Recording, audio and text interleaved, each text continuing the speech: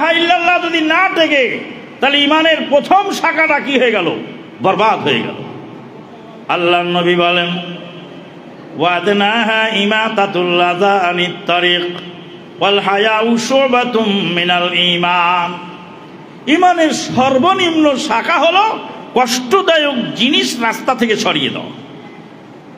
কষ্টদায়ক জিনিস রাস্তা থেকে সরিয়ে দেওয়া, এটা হলো ইমানের সর্বনিম্ন শাখা। ভালো করে কথাটা বোঝেন। রাস্তায় একটা পাথর পড়ে আছে, রাতের অন্ধকারে পাথরে হোঁচট খেয়ে কেউ পড়ে ব্যথা পেতে পারে। আপনি চলে গেলেন, পাথরটা সরালেন না, বুঝতে হবে যে ইমানের সর্বনিম্ন শাখাটা আপনার কাছে নাই। কলাটা খেয়ে ছালটা রাস্তায় ফেলে দিলেন, কলার ছালে পিছলকে মোটরসাইকেলওয়ালা অ্যাক্সিডেন্ট করে ঠ্যাং ভাঙতে পারে।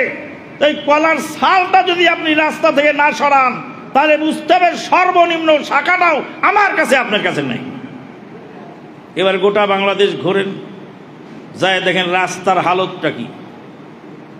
পিছনে 3 বিঘা জমি, বাড়ির পিছনে 3 বিঘা জমি, আর প্রথম ওয়ালটা দিছে রাস্তার কিনার দিয়ে। 1 ইঞ্চি লাগাও বাড়ির সামনে রাখে নাই।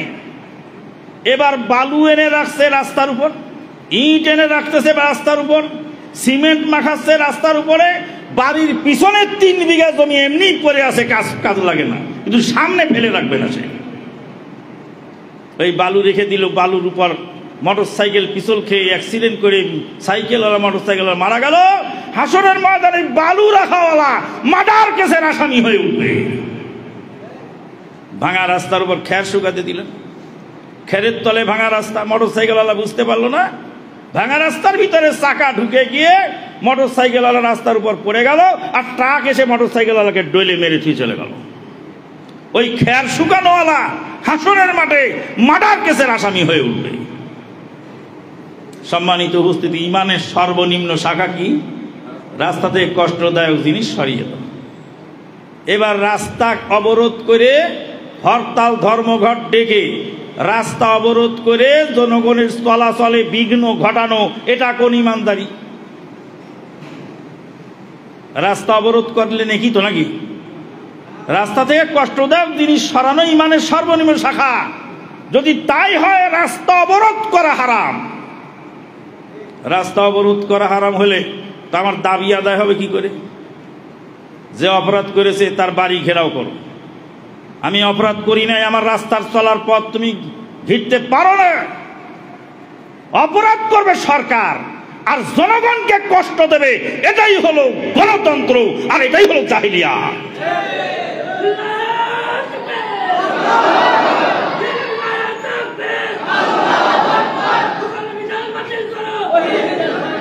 এটা হলো গণতান্ত্রিক অধিকার। থামো, এটা হলো গণতান্ত্রিক অধিকার। স্বামী স্ত্রীকে লড়াই লাগাবার নাম হলো গণতন্ত্র। আমার বউ বলবে আমার ভোট আমি দেব, যাকে খুশি তাকে দেব। এ ঢ্যামনা স্বামী, তুই চুপ করে থাক। স্বামীকে ঢ্যামনা বলে চুপ করে দেয় বউ, আর বউ বলে আমার ভোট আমি দেব, যাকে খুশি তাকে দেব। বাপ আর বেটা লড়াই। বেটা হলো সরকারি দলে, বাপ হলো সরকারি দলে, আর বেটা হলো বিরোধী দলে। আমাদের পাবনার ঘটনা বলছি। বেটা বলছে বাপকে, আব্বু অমুক ভোট কেন্দ্রে আপনি যাবেন না, ওই কেন্দ্রের ভোটগুলি আমার লাগবে, আমি নেব। বাপ বলছে তুই আমার বেটা হয়ে আমাকে ভোট কেন্দ্রে যেতে মানা করিস, মার সেটা নিয়ে এক থাপ্পড় মেরে দেওয়ার পরে তারপরে ছেলেটা বাপকে গুলি করে দিল। বাপের ছেলের গুলিতে বাপ মারা যায়নি, পরে ছেলে তার নিজের দলের সাথে দ্বন্দ্ব হয়ে দলের লোকদের হাতে মায়ের খেয়ে পঙ্গু হয়ে পাগল হয়ে রাস্তায় ঘুরে বেড়ায়। পাবনা ক্যাডেট কলেজে তার সহপাঠীরা যারা লেখাপড়া করেছিল তারা এখন মেজর জেনারেল, আর সে রাজনীতি করতে যায় রাস্তায় রাস্তায় পথের ফকির হয়ে ঘুরে বেড়ায়। সম্মানিত উপস্থিতি, বলছিলাম যে রাস্তা থেকে কষ্টদায়ক জিনিস সরিয়ে দেওয়া, জনগণকে চলার জন্য রাস্তাকে স্বাচ্ছন্দ্যমণ্ডিত করা, এটা হলো ইমানের সর্বনিম্ন শাখা। তাহলে আমাদের দেশে ওটাও নেই, এটাও নেই। তারপর নবী বলেন ওয়াল হায়াউ শুবাতুম মিনাল ঈমান। আর হায়া মানে লজ্জাশীলতা, ইমানের অঙ্গ। লজ্জাশীলতা ইমানের অঙ্গ। লজ্জা আছে তো এখন, না? লজ্জা আছে, ছেলে মেয়ের লজ্জা আছে, বাপের লজ্জা আছে। আব্দুর রাজ্জাক বিন ইউসুফের ওয়াজ দরকার।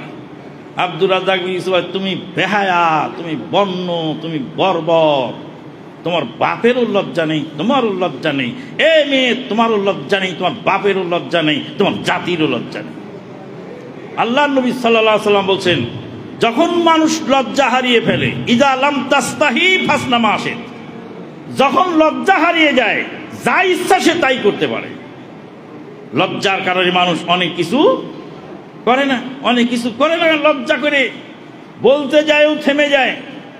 আমি মাদানি মানুষ, মানুষকে গালি দেব, মানুষ ভাববে কি?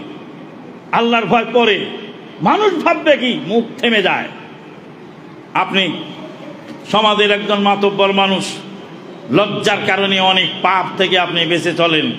নবী সাল্লাল্লাহু আলাইহি ওয়াসাল্লাম বলেন, ওয়াল হায়াউ শুবাতুম মিনাল ঈমান, লজ্জাশীলতা সমাজ থেকে উঠে একদম নির্বাসিত হয়েছে। 2 নাম্বার হলো তাকওয়া। আপনারা এখানে তাকওয়া কমপ্লেক্স খুলেছেন। তাকওয়া, তাকওয়া মানে হলো আল্লাহর ভয়। তাকওয়া মানে আল্লাহর ভয়। আল্লাহর ভয় যদি বান্দার মধ্যে আসে, বান্দার দুনিয়ার কল্যাণ হয়, আখিরাতে কল্যাণ। মা বোনেরা আছে না? মহিলাদের ব্যবস্থা আছে? মা বোনেরা ভালো করে শোনেন। রাসূলুল্লাহ সাল্লাল্লাহু আলাইহি ওয়াসাল্লামের সাহাবী ওমরে ফারুক রাদিয়াল্লাহু তাআলা আনহু, ঘটনা আপনারা সবাই জানেন, জাস্ট আমি স্মরণ করিয়ে দিচ্ছি।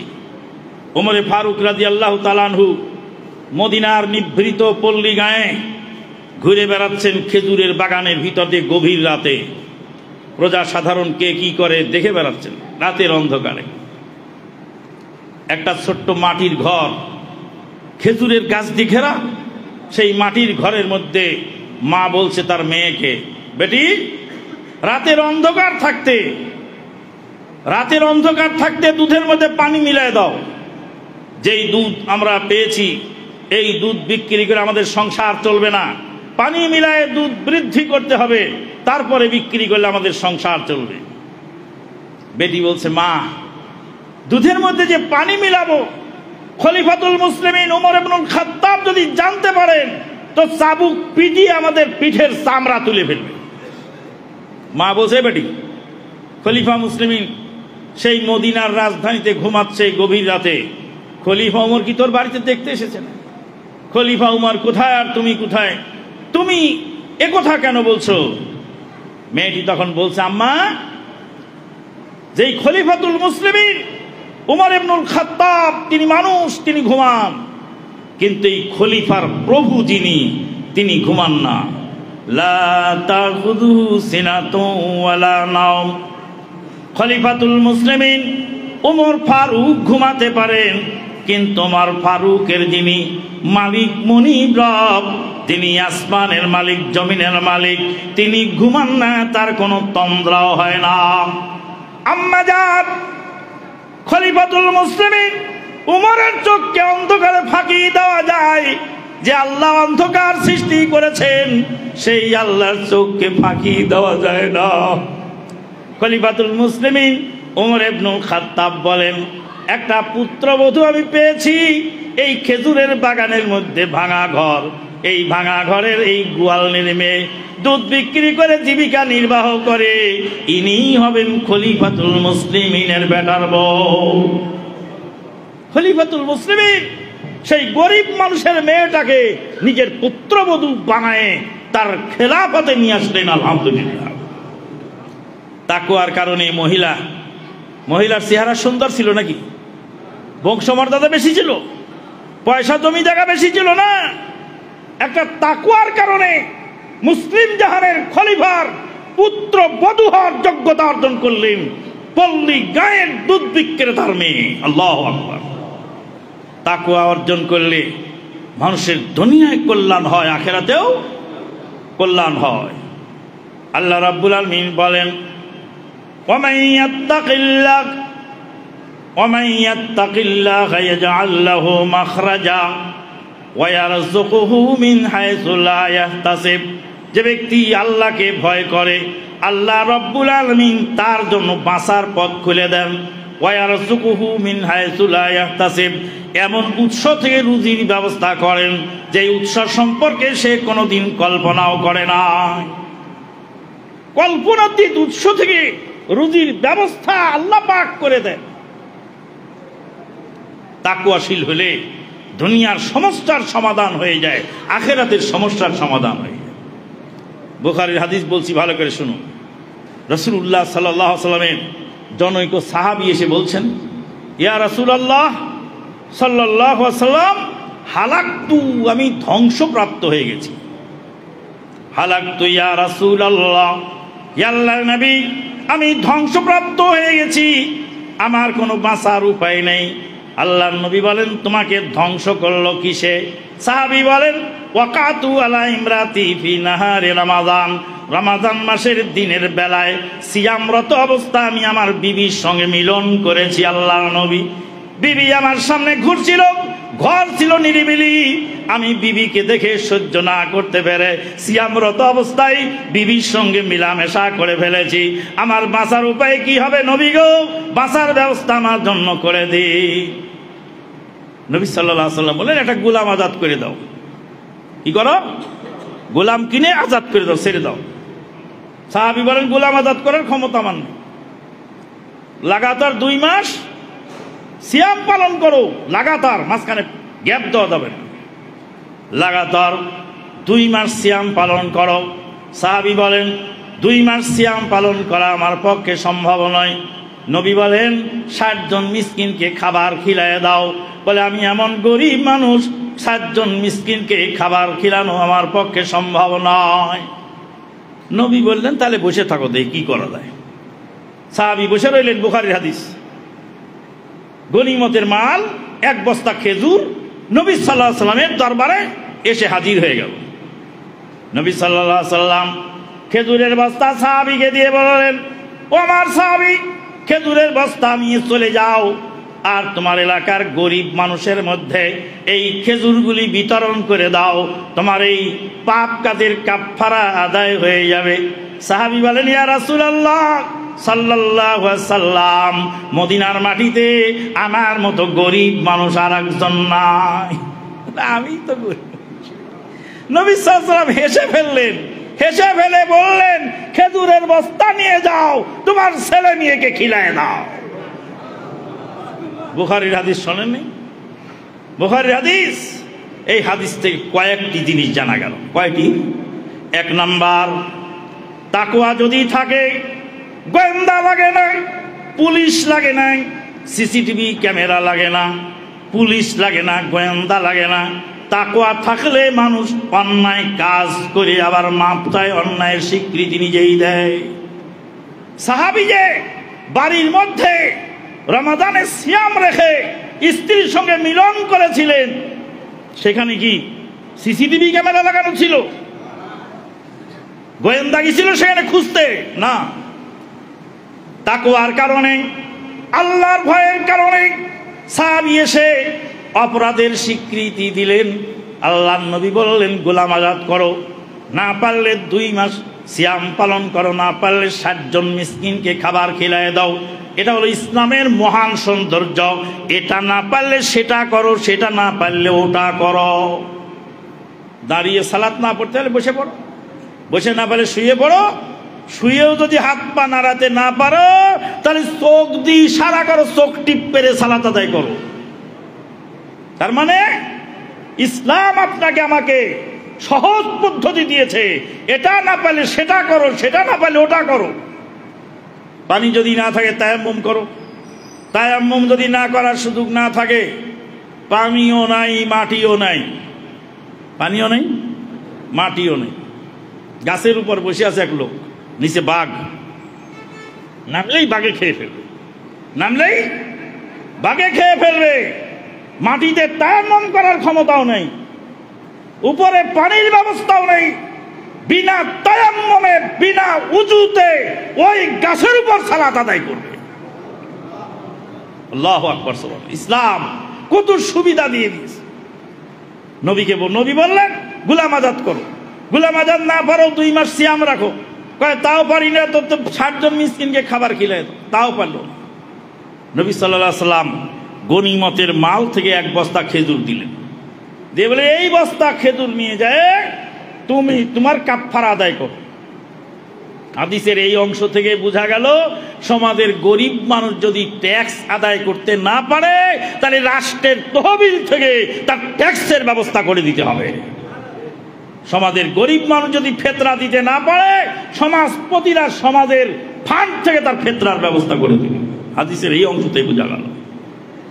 তারপরে নবী সাল্লাল্লাহু আলাইহি সাল্লাম বললেন 1 বস্তা খেজুর নিয়ে তোমার বাচ্চাদেরকে খিলাও। সাহাবী আসছিলেন পাপ মাফ করার জন্য, পাপ মাফ করাবার জন্য, পরকালের নাজাত পাওয়ার জন্য, এই পাপ থেকে কিভাবে মুক্ত হওয়া যায় সেই জন্য সাহাবী এসেছিলেন। সাহাবীর পাপ মুক্ত হলো, সাহাবীর পাপ মাফ হলো, আর সাহাবীর বাড়িতে 1 বস্তা খেজুরের রুজির ব্যবস্থা আল্লাহ করে দিলেন। কিসের কারণে হলো? তাকওয়ার কারণে। আল্লাহ পাক কোরআনে আয়াত নাযিল করে বললেন, ওমাই ইয়াত্তাকিল্লাহ ইয়াজআল লাহু মাখরাজা ওয়া ইয়ারযুকুহু মিন হায়থু লা ইয়াহতাসিব। যে ব্যক্তি আল্লাহর ভয় করে আল্লাহ রব্বুল আলামিন তার বাঁচার পথ খুলে দেন, আর তাকে এমন উৎস থেকে রুজি দান করেন কোনোদিন কল্পনাও করে না। সম্মানিত উপস্থিতি, আমাদের দেশের এক শ্রেণীর মানুষ মনে করে যে আইন তৈরি করে দেশের মানুষকে ভালো বানাবো, আইন দিয়ে দেশের মানুষকে চাবুক পিটা করে সোজা করব। আইন দিয়ে দেশের মানুষকে চাবুক পিটা করে যদি সোজা করা যেত তাহলে দেশে যৌতুক বিরোধী আইন আছে, যৌতুক বন্ধ হয়ে যেত। মাদক বিরোধী আইন আছে, মাদক বন্ধ হতো। সন্ত্রাস বিরোধী আইন আছে, সন্ত্রাস বন্ধ হতো। আইন যারা প্রয়োগ করবে তারাই আইন লঙ্ঘন করে। দেখি এক পুলিশ গাছের আড়ালে দাঁড়িয়ে বিড়ি টানছে। আমি যাই এখানে, তুমি একটা পুলিশ গো, তুমি একটা পুলিশ, তুমি একটা আইনের লোক, আর তুমি বিড়ি টানো কোন লজ্জায়? তাড়াতাড়ি সরি বলে বিড়িটা ফেলে দিল, সরি বলে ফেলে দিল বিড়িটা। পুলিশ বিড়ি টানছে, যে আইন প্রয়োগ করবে তার কাছেই আইন নেই। আইন চলে কি করে? যতদিন পর্যন্ত মানুষ তাকওয়াশীল না হবে ততদিন পর্যন্ত আইন তৈরি করে কাজ হবে না। আইন তো তৈরি করবেন আপনি, আইন মানার মতো যোগ্যতা সম্পন্ন নাগরিক লাগবে। আইন মানার মতো যোগ্যতা সম্পন্ন নাগরিক লাগবে। অনেক ঘটনা মনের মধ্যে কিলবিল করে। মদিনার এক কোম্পানিতে গেলাম রাতের বেলায় দাওয়াত দিতে। দাওয়াত শেষ করে এক বেদুইনের গাড়িতে উঠলাম। বেদুইনের গাড়িতে উঠি, বেদুইন মানে তারা মরুভূমিতে বাস করে, লেখাপড়া জানে না, কৃষি কাজ করে, এরকম এক বেদুইনের গাড়িতে উঠলাম। তো বেদুইন আপনার ওই গাড়ির রোডের সিগন্যাল আছে, লাল বাতি জ্বলে গেছে, তো গাড়ি থামিয়ে বসে আছে। তো বেদুইনকে বললাম, চাচা বসে আছেন কিসের আশায়? কয় লাল বাতি দেখো না, লাল বাতি চললে যাওয়া যায় সামনে? সিগনালে লাল বাতি চলে কি সামনে যাওয়া যায়? যাওয়া যায় না। তো বললাম, চাচা ডানের রাস্তায়ও গাড়ি নেই, বামের রাস্তায়ও গাড়ি নাই, সামনের রাস্তায়ও গাড়ি নাই, কোন রোডে গাড়ি নাই, পুরা সিগন্যাল ফাঁকা, তো তুমি লাল বাতির এখানে বসে আছো কেন? বলছে, আমার বাদশাহ বলেছে লাল বাতি জ্বলবে, দাঁড়ায় থাকবা। লাল বাতি হলুদ হবে, হলুদ হওয়ার পরে সবুজ হবে, তারপরে তুমি যাবা। আমার দেশের বাদশাহ আমাকে বলে নাই যে ডানে বামে রাস্তা ফাঁকা থাকলে লাল বাতি মেরে চলে যায়, তা বলেনি। লাল বাতি সবুজ হওয়ার পরে আমাকে যেতে বলে, আমার বাদশাহ তাই বলেছে। বললাম, চাচা তোমার বাদশাহ তো ঘুমাচ্ছে রিয়াদে, তো তোমার বাদশাহ তো তোমাকে দেখে না। চাচা বললেন, যেই বাদশাহ আমার মালিক ফাহাদ সে রিয়াদে ঘুমায়, সেই বাদশার উপরে আর এক বাদশাহ আছেন 7 আসমানের উপরে, আর সে আযীমে লা তাখুযুহু সিনাতুন ওয়ালা নাওম। আসমানের বাদশাহ বলেছেন জমিনের বাদশার হুকুম পালন করো, যদি সেটা কোরআন সুন্নাহ বিরোধী না হয়, জনকল্যাণমূলক হয়, তাহলে সেই আইনকে তোমার মানা জরুরি হয়। ওই বাদশাহ বলে দিয়েছেন এই বাদশার আইন ফলো করো। বাদশাহ সিগন্যাল দিয়েছে মানুষ যাতে অ্যাক্সিডেন্ট না করে, তারপরে বলছে, শোনো হে বাঙালির বাচ্চা, শোনো ভালো করে, আমাদের দেশের প্রধানমন্ত্রী শায়েখ আব্দুল আজিজ বিন আব্দুল্লাহ বিন বাজ রাহিমাহুল্লাহ বলছেন, সিগন্যালের লাল বাতি ক্রস করে কেউ যদি মারা পড়ে সে আত্মহত্যাকারী। কারণ সে আত্মহত্যা করার জন্য সিগন্যাল ক্রস করে আগায় গেছে। ইচ্ছা করে সিগন্যাল ক্রস করে যদি গাড়ি অন্য গাড়ি মেরে দেয় তাহলে সে আত্মহত্যাকারী। আর সে যদি ব্রেক ফেল করে অন্যকে মেরে দেয়, স্বেচ্ছায় হত্যা করলে যে শাস্তি, সেই শাস্তি তার উপর প্রয়োগ করা হবে। আইন তো তৈরি করবেন, আইন তো মানার লোক লাগবে নাকি? মালয়েশিয়া সফরে গেলাম। মালয়েশিয়া ইউনিভার্সিটির এক ভাই, বাংলাদেশি ভাই, মালয়েশিয়া ইউনিভার্সিটি পড়েন, ওনার গাড়িতে আমাকে নিয়ে যাচ্ছে। গাড়িতে নিয়ে যাচ্ছে, হঠাৎ করে বললো যে আমরা চলে গেলাম বিকজ উই আর বাঙালি। এটুক বলে আমরা চলে গেলাম বাংলায় বলে, তারপর ইংরেজি বলছে বিকজ উই আর বাঙালি, কারণ আমরা বাঙালিতেই চলে গেলাম। আমি বললাম এই কথা কইল কে? তারপরে তাকায় দেখি লাল সিগন্যাল, সিগন্যালে লাল বাতি চলে আছে। সে বলল আমরা বাঙালি, আমাদের আইন লাগে না, আমরা আইন লঙ্ঘন করা নেই আমাদের আইন। তাই মালয়েশিয়ার মাটিতেও লাল বাতি কেটে চলে যাচ্ছে মালয়েশিয়া ইউনিভার্সিটির ছাত্র, আর গর্ব করে বলছে যে আমরা চলে গেলাম we are because Bangali, because we are Bangali, যে কারণ যেহেতু আমরা বাঙালি তাই আমরা চলে গেলাম। সম্মানিত উপস্থিতি, তাকওয়াশীল সমাজ যদি গড়ে ওঠে, মানুষ যদি তাকওয়াশীল হয়, আল্লাহর ভয় যদি মানুষের ভিতরে আসে, তাহলেই দেশে শান্তি আসতে পারে। আইন তৈরি করে শান্তি প্রতিষ্ঠা করা সুদূর পরাহত ব্যাপার। মিশরে গণতন্ত্র দিয়ে মুরসি চেষ্টা করেছিল ইসলাম প্রতিষ্ঠিত করতে। 1 বছরের মাথায় মুরসির মেয়াদ শেষ হয়ে গেছে। তুরস্কের দোকান 22 বছর গণতন্ত্রের রাষ্ট্র চালাচ্ছে, একটা স্তরের হাত কাটার আইন আজ পর্যন্ত পাশ করতে পারেনি। আমাদের দেশের ইসলামপন্থীরা ভালো করে শুনে রাখো, গণতন্ত্রের ঘাড়ে সোয়ার হয়ে যদি জাতীয় সংসদে যাও, সেখানে হাত কাটার আইন তৈরি করতে পারবে না, কারণ দেশে বেশি মানুষ চোর। চোর কি হাত কাটার আইনের পক্ষে ভোট দিবে? চোর জানে যে ইসলামকে ভোট দিলে, কোরআন সুন্নাহকে ভোট দিলে আমার হাতখানা আগে কাটা পড়বে, কাজেই সে কোশ্চিন কালেও সেই ভোট দিবে না। আর গণতন্ত্রের দাবি যার লোক বেশি তারটা ঠিক, যার লোক বেশি তারটা ঠিক। সম্মানিত উপস্থিতি, সেই তাকওয়া কি কি কাজে অর্জন হয়? তাকওয়া কি কি কাজে অর্জন হয়? 4টি কাজ করলে তাকওয়াশীল হওয়া যায়। কথা কি বোঝা যায়?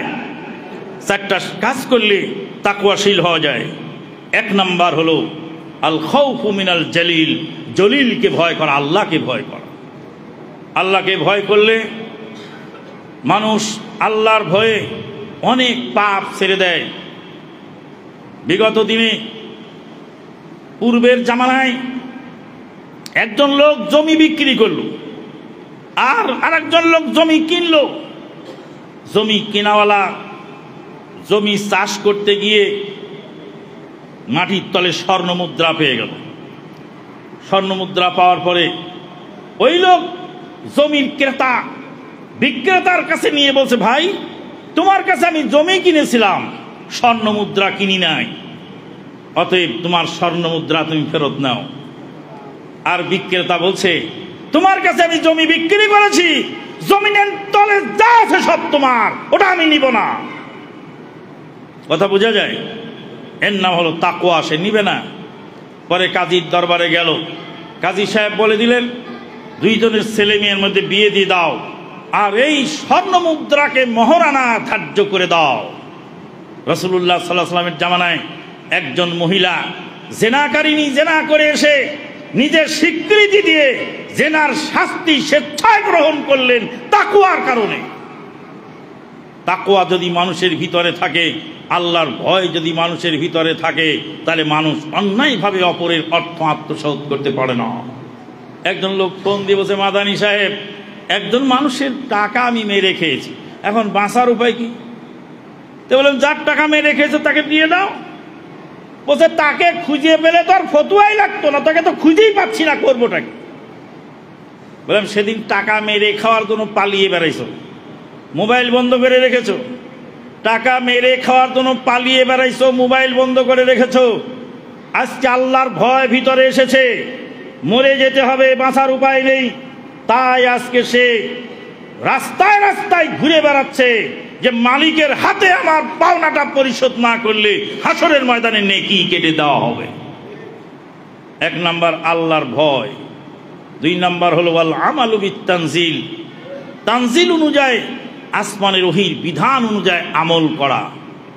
এই জন্য আমাদের আহলে হাদিস আন্দোলনের স্লোগান হলো সকল বিধান বাতিল করো, ওহীর বিধান কায়েম করো। আসো পবিত্র কুরআন এবং সহিহ সুন্নাহ অনুযায়ী জীবন গড়ি।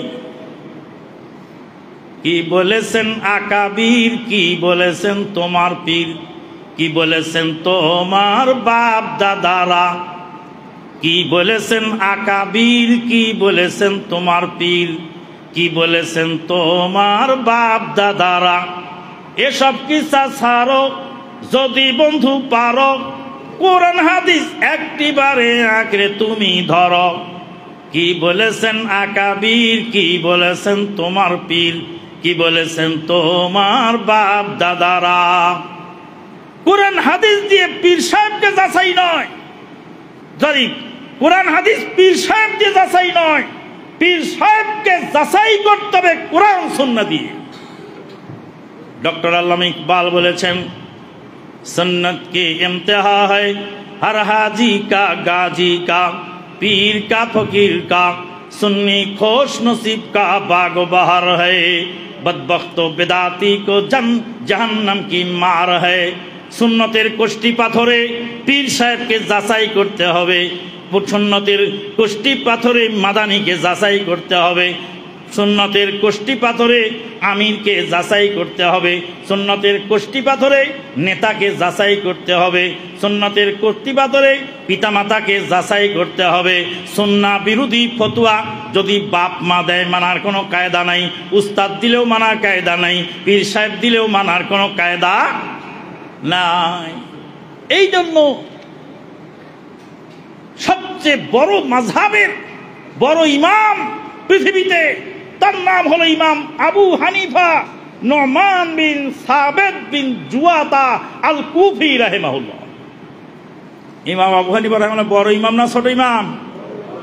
বড় ইমাম, বড় ইমাম আবু হানিফা রাহিমাহুল্লাহ। ইমাম আবু হানিফা রাহিমাহুল্লাহ কি তাবিজের ব্যবসা করতেন না কাপড়ের ব্যবসা? কাপড়ের ব্যবসা, তাবিজের ব্যবসা তার ছিল না। মিলাদের ব্যবসা করতেন না কাপড়ের ব্যবসা? যাকাত ফিতরা খেতেন না নিজে যাকাত দিতেন? নিজে যাকাত দিতেন। হাজার হাজার ছাত্রকে তিনি স্টাইপেন্ড দিয়ে পড়ালেখা করিয়েছেন, তার নাম হলো ইমাম আবু হানিফা রাহিমাহুল্লাহ। কিন্তু ইমাম আবু হানিফা রাহিমাহুল্লাহর দুই শাগরেদ তার অনেক ফতুয়ার বিপক্ষে তারা ফতুয়া দিয়েছেন। উস্তাদ শাগরেদের ফতুয়া মেনে নিয়েছেন, কারণ মক্কার ইমাম যদি ভুল করে তো পিছনে যিনি লুকমা দেবেন তিনি কি মক্কার ইমামের চেয়ে বড় না ছোট? হ্যাঁ, যিনি লুকমা দেবেন উনি যদি বড় হবেন তো উনিই তো ইমাম হতেন। আমি যদি সালাতে দাঁড়াই ভুল করি আর আপনি পিছন থেকে লুকমা দেন, তা আপনার কোরআন হাদিস বেশি জানা না আমার বেশি জানা? আমার বেশি জানা। তারপরে আমি মানুষ, তাই আমার ভুল হয়ে যায়। আপনি আদনা দরজার একজন মুসলমান, আপনার ডিগ্রি নাই, আপনি মাদানি নন, আপনি কিছু জানেন না, কিন্তু এতটুকু জানেন যে আয়াতটা ভুল হচ্ছে, পিছন থেকে লুকমা দিতে হবে আপনার। আর আমি যত বড় লাট সাহেব হই, আপনার লুকমা গ্রহণ করতে বাধ্য। হাদিসে আসছে মুসলিম জাহানের খলিফা ওমর ইবনুল খাত্তাব রাদিয়াল্লাহু তাআলা আনহু রাস্তা দিয়ে যাচ্ছিলেন। একজন বৃদ্ধা মহিলা ওমর ফারুক রাদিয়াল্লাহু তাআলা আনহুকে ডাক দিয়ে বললেন, ওমর দাঁড়াও। বৃদ্ধা মহিলা দাঁড়ালেন, দাঁড়ায় বললেন, ওমর তুমি একটু দাঁড়াও। খলিফাতুল মুসলিমিন দাঁড়িয়ে গেলেন, আমিরুল মুমিনিন দাঁড়িয়ে গেলেন। মহিলা বলছেন, রাআইতুকা উমাইরান সুম্মা সিরতা ওমারান সুম্মা সিরতা আমিরান, তোমাকে ছোটকালে আমি দেখেছিলাম, ছোট্ট উমর তুমি ছিলে, আমার চোখের সামনেই তুমি বড় হয়েছ। রাআইতুকা উমাইরান সুম্মা সিরতা ওমারান, তারপরে তুমি বড় হয়েছ, তারপরে তুমি উমর হয়ে গেছ, বড় উমর হয়ে গেছ, যোগ্যতা সম্পন্ন পুরুষ হয়ে গেছ। সুম্মা সিরতা আমিরান, মুসলমানদের আমির হিসাবে নিয়োগ পেয়েছ, কিন্তু তুমি ফতোয়া দিয়েছ মহারানা এত বেশি দেওয়া যাবে না। আর আল্লাহ কোরআনে বলছে, কোন স্বামী যদি তার স্ত্রীকে এক পালা মহারানা দেয়, এক গাদা মহারানা দেয়, ওয়াইন আতাইতুম ইহদাহুন্না কিনতারা, কেনতার মানে পালা, কেনতার মানে গাদি, পেনতার মানে বিশাল ঢিবি, বিশাল ঢিবি পরিমাণ মহারানা যদি কোনো স্বামী তার স্ত্রীকে দেয়, তালাক দেওয়ার পরে ওই মহারানা ফেরত নিতে পারবে না। আল্লাহর কোরআন বলে এক ঢিবি মহারানা দেওয়া যায়। উমর, তুমি মহারানার পরিমাণ নির্ধারণ করে বলছ এর বেশি মহারানা দেওয়া যাবে না। এই ফতোয়া দেওয়ার অধিকার তোমাকে কে দিল, তুমি বলে যাও। কথা বোঝা যায়?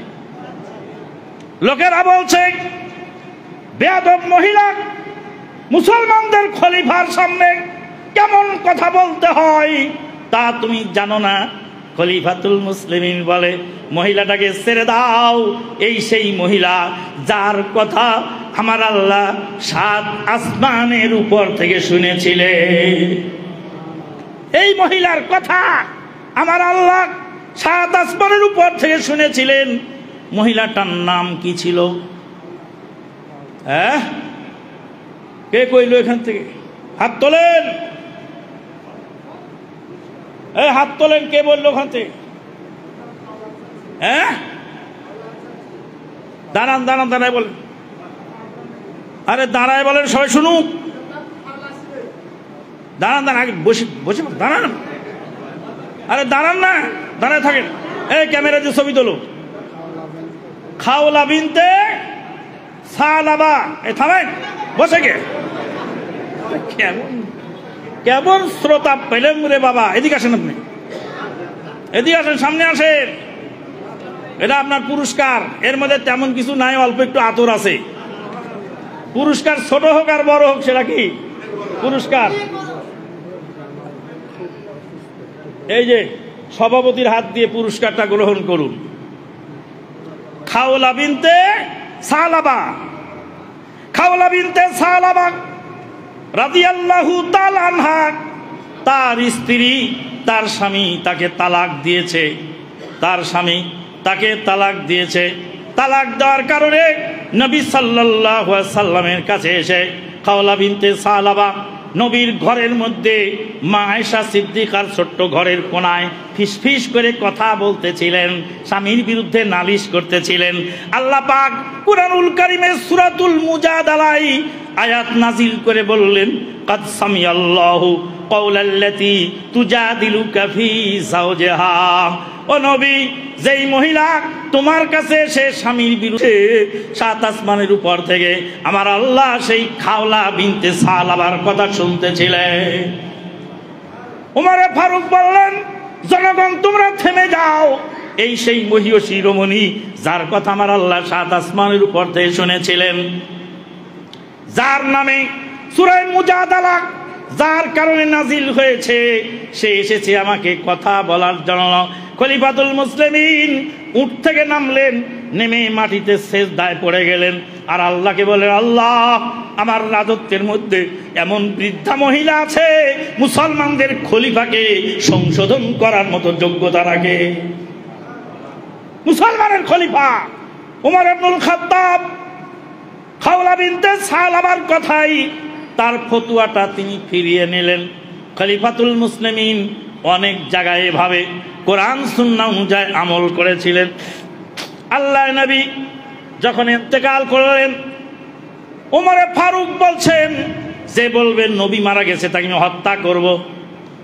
আবু বকর সিদ্দিক রাদিয়াল্লাহু তাআলা আনহু কোরআনের আয়াত পড়লেন, ওমা মুহাম্মাদুন ইল্লা রাসূল কাদ খালাত মিন ক্বাবলিহির রাসূল আফা ইম্মাতা আও কুতিলান কালাবতুম আলা আকাবিকুম। মুহাম্মদ সাল্লাল্লাহু আলাইহি ওয়াসাল্লাম আল্লাহর রাসূল ছাড়া অন্য কেউ নন। ইতিপূর্বে অনেক নবী রাসূল চলে গেছেন, তিনি যদি মারা যান অথবা নিহত হন তবে কি তোমরা বাপ দাদার ধর্মে ফেরত যাবে। আয়াতটা সিদ্দিক আকবর পড়ার সঙ্গে সঙ্গে ওমরে ফারুক রাদিয়াল্লাহু তাআলা আনহু তলোয়ার লিখে দিলেন। তলোয়ার লিখে আবু বকর সিদ্দিক রাতে বায়াত করলেন আর আল্লাহর নবীর দাফন কাফনে অংশগ্রহণ করলেন। ওমর ফারুক রাদিয়াল্লাহু তাআলা আনহু কয়েক মিনিট আগে কি বলছিলেন? নবী মরে গেছে কেউ বললে তাকে হত্যা করব। কোরআনের আয়াত দিয়ে দলিল পাওয়ার পরে তখন তার কথাকে তিনি উল্টো করলেন, আবু বকর সিদ্দিকের হাতে বায়াত করলেন।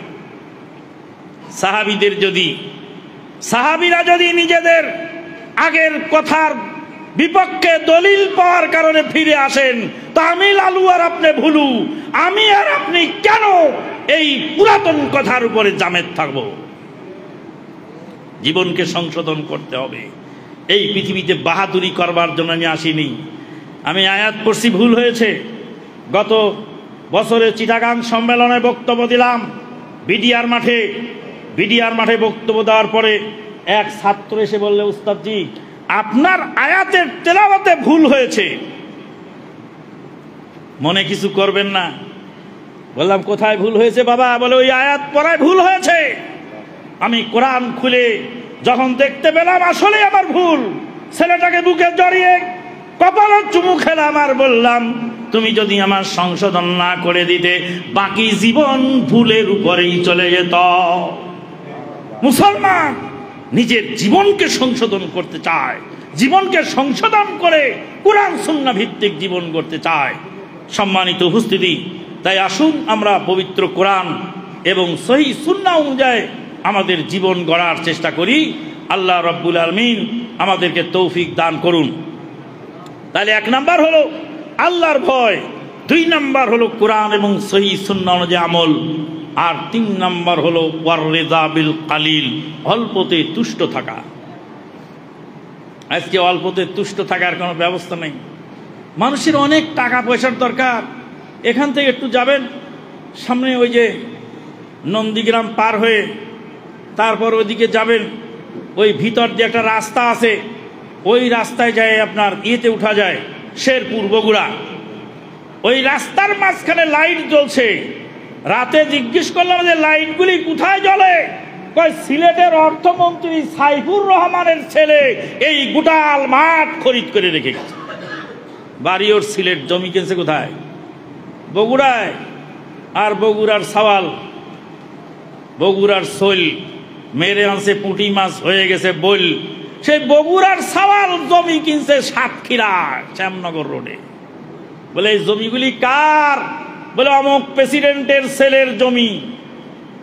যেই প্রেসিডেন্ট পৃথিবী থেকে বিদায় হয়েছিলেন, যেই প্রেসিডেন্ট মারা যাওয়ার পরে তার বাড়িতে একটা ভাঙা সুটকেস পাওয়া গেল, তালি দেওয়া পায়জামা পাওয়া গেল। যেই প্রেসিডেন্টের বাড়িতে তালি দেওয়া পায়জামা ছিল, তালি দেওয়া পায়জামা পরে যিনি দিন পার করেছেন, ভাঙা সুটকেস তার বাড়িতে পাওয়া গেল।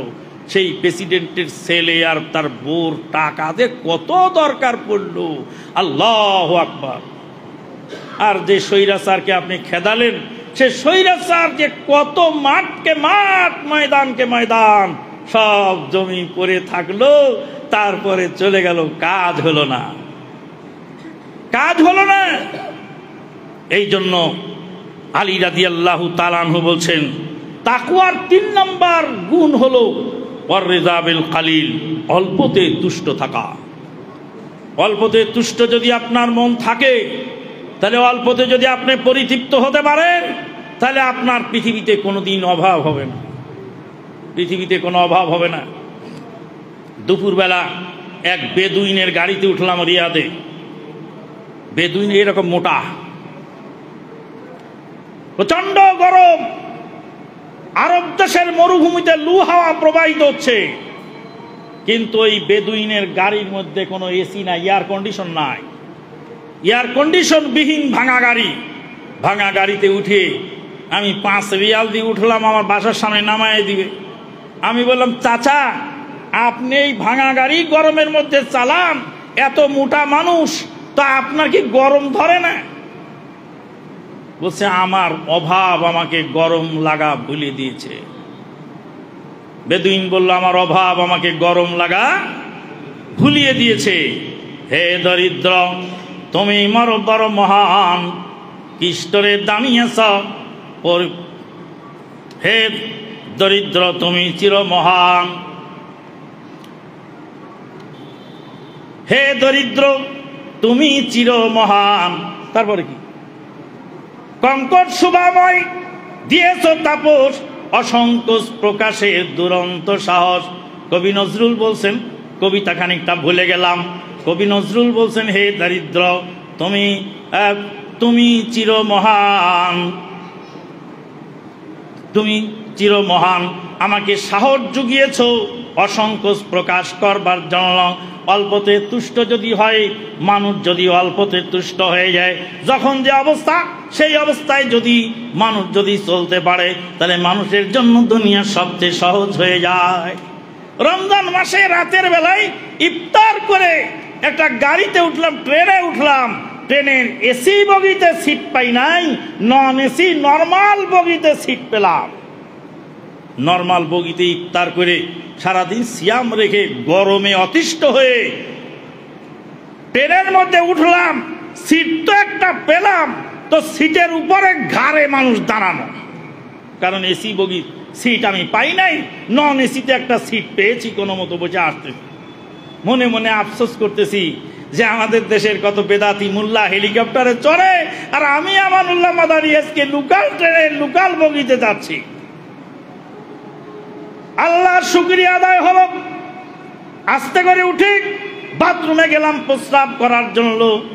বাথরুমের কাছে গিয়ে দেখি বাথরুমের দরজার সামনে আধা বয়সী একজন মহিলা ঘুমিয়ে আছে বাথরুমের দরজার সামনে।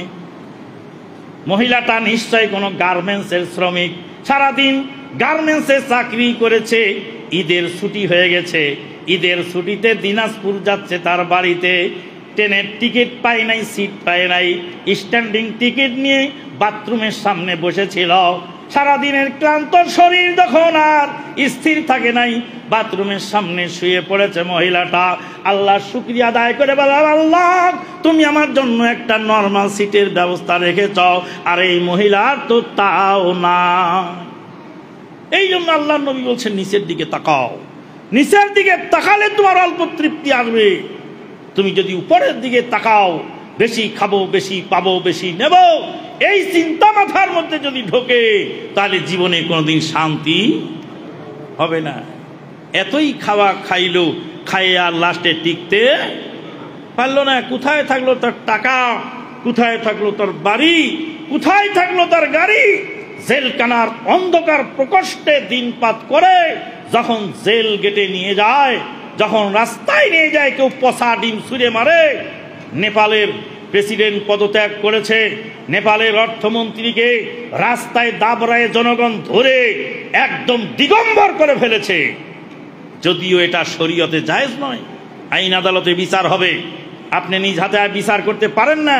একজন মানুষকে এইভাবে রাস্তা অপমান করতে পারেন না, কিন্তু জনগণের ক্ষোভ এত দূর পর্যন্ত পৌঁছে যে তার অবস্থা এরকম হয়।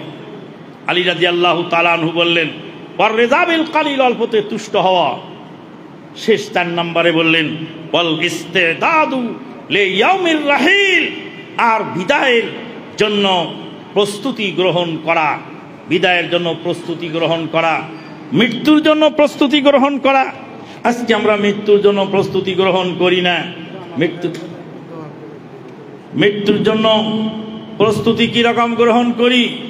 বাড়ি থেকে নিয়ে যাচ্ছে কাফনের কাপড়, জমজমের পানি দিয়ে ধুইয়ে আনবে। জমজমের পানি দিয়ে ধুইয়ে কাফনের কাপড়ে দাফন করলে হয়তোবা কবরে আযাব হবে না।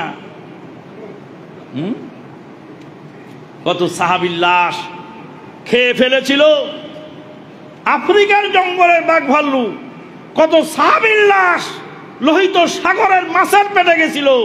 আমল যেখানে হবে সেই আমলের বিনিময়ে আল্লাহ পাক দেবেন। মৃত্যুর জন্য প্রস্তুতি গ্রহণ করা।